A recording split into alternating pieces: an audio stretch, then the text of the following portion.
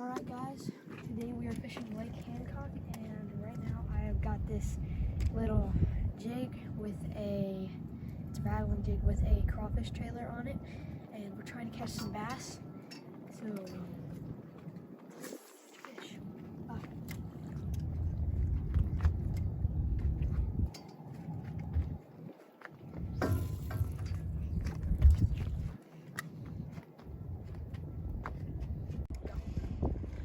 Alright guys, we are not catching any fish. We've been out here for about maybe an hour, but it is starting to get windy and it's starting to rain. I think there's a storm coming.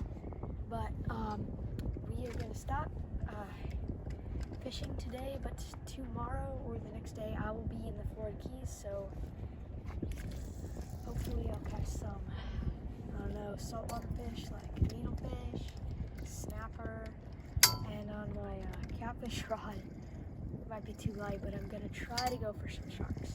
So yeah, I'll see you in the Keys.